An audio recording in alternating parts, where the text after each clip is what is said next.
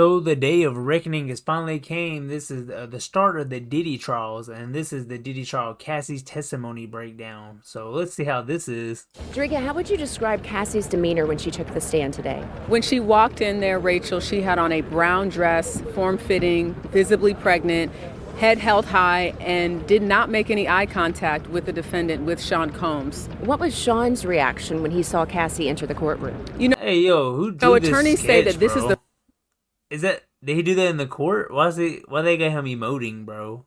Ain't no way this is real, bro.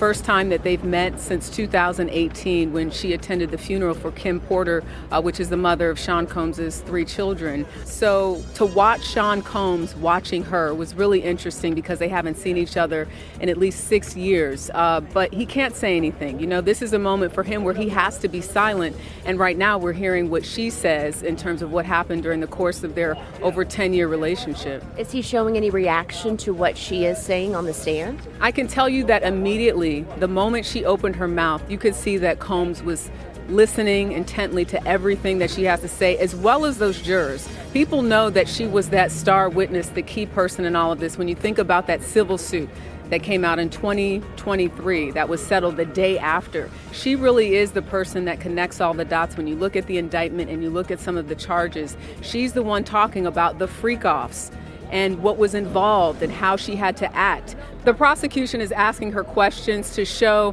that she wasn't in control. She said that Sean Combs directed everything from what she had on to the lighting in the room to how she was supposed to interact with the person that she was having sex with. And again, just to reiterate what is a freak-off, the freak-off essentially was something. Hey yo, ain't no way she about to go in detail and explain a freak-off, bro. That Cassie said she learned about through Sean Combs about a year into their relationship. He described it as voyeurism, wanting to watch her have sex with someone else. And she said that she did it because she was 22, 21, she was young, she didn't know any better, and that she wanted to please Sean Combs.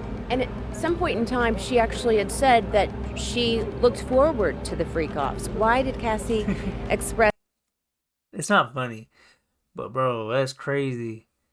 looking? And it just like they could at least come up with another name and just like a freak off. Yeah, she enjoyed going to the freak off.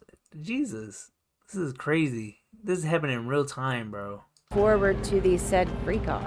When the prosecution asked her, was there ever a time that you enjoyed the freak-offs? This is when Cassie got choked up.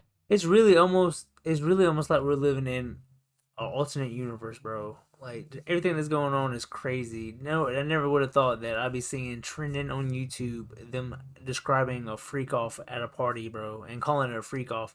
Even her saying it back to him or to her sounds like she's like, wow, I can't believe I'm actually having to say this on TV. That's insane, bro.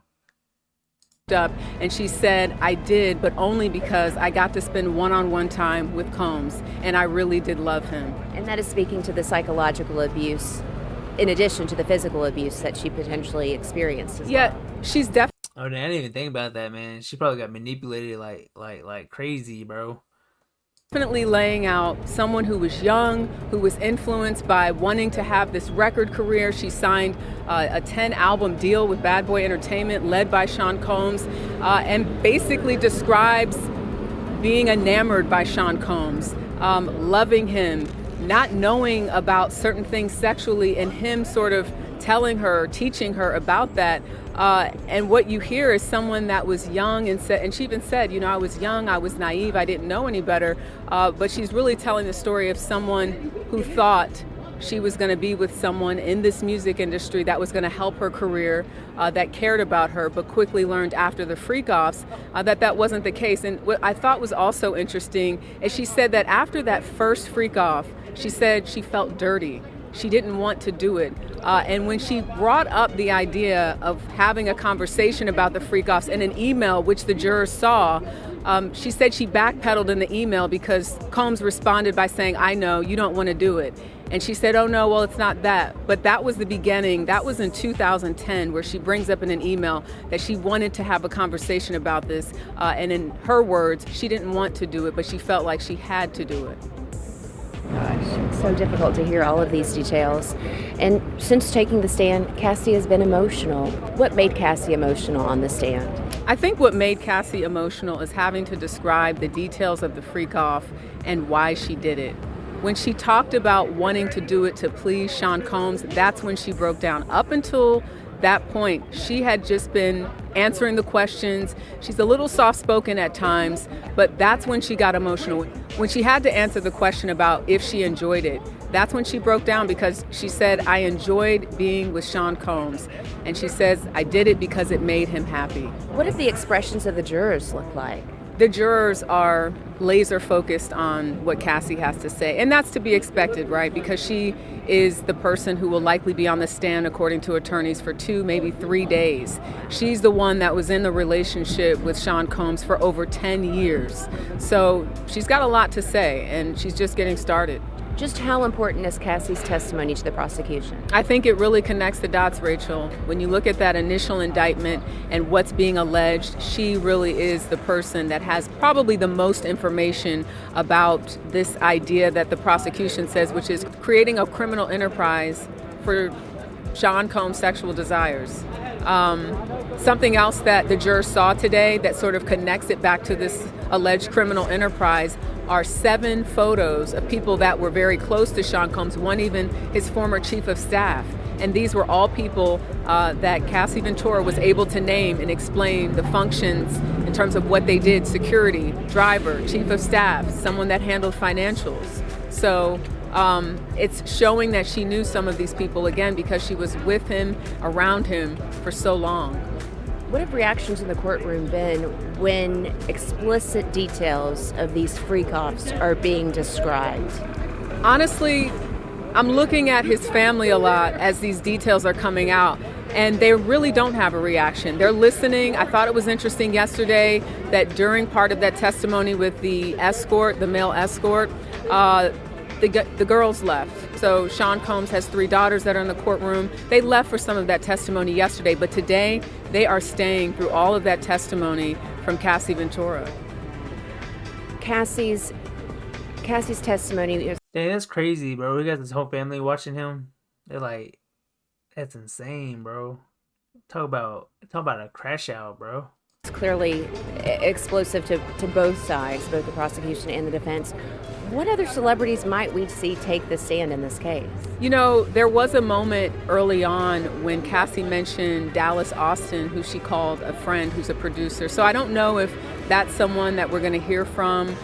We know that there were pictures shown to prospective jurors that are well-known celebrities, you know, Kanye West, Kid Cudi, Lauren London. We don't know, though, how they fit yet into why they were even asked, do you know these people? Are you familiar with them? So the prosecution is questioning Cassie right now, still questioning her. The defense hasn't even got a chance to. I mean, that might change based on the timing, but, you know, because she's such a key witness, it's likely that she will be on that stand the rest of the day. What are you learning about the nicknames that were used between Cassie and Sean? Yeah, we learned that Cassie referred to him as Pop Pop, and Sean Combs would refer to her as CC. The prosecution says, what does CC stand for? They said, she said Cassie Combs. What kind of witness is Cassie coming off as to? Hey, what'd she say his name was? Pop Pop? Stand for? They said, she said Cassie Combs. What kind of witness? And Sean Combs would refer to her as CC. The prosecution said, what are you learning about the nicknames that were used between Cassie and Sean? Yeah, we learned that Cassie referred to him as Pop Pop, and Sean Combs would refer to her as CC. The prosecution says, what does CC stand for? They said, she said Cassie Combs. What kind of witness is Cassie coming off as to the jurors? I think naturally when you look at her visually, people see that she's pregnant and looking like she's due any day now. So they might, you know, have empathy, sympathy for her in that way, but we don't really know. We know that they've been instructed to be fair and impartial. As to what type of witness she's coming off as, she's describing someone that she was, someone she said that was trying to figure out who she was at that time and who she was allowed to be. Now you're looking at somebody that's almost 40 years old, totally different person, but even in describing what was going on at her at that time, taking drugs, trying to please Sean Combs, she's really just sort of laying out the case for her not having a lot of control. So I think that's the takeaway. This is someone who is making it very clear that at that particular time in her life, she says she did not have any control really over what she wore, what she did, who she was having sex with. She's a different person now. But I think when she talks about those details and even reflecting on them for herself, as we saw today, she broke down in that courtroom. Her husband's been by her side. He's in the courtroom. Have you been able to see his reaction? I was sitting about 2 rows behind Cassie's husband. Wait, is that her husband? That's crazy.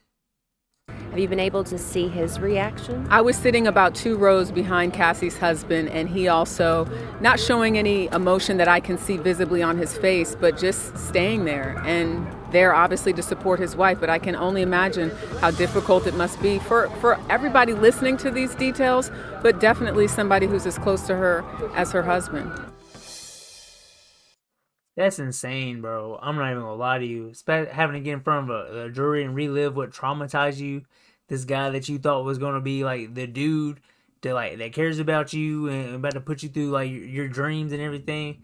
And they have to relive that and be pregnant and tell that in front of your husband. That is insanity, man. Justice for Cassie, bro. Justice for Cassie.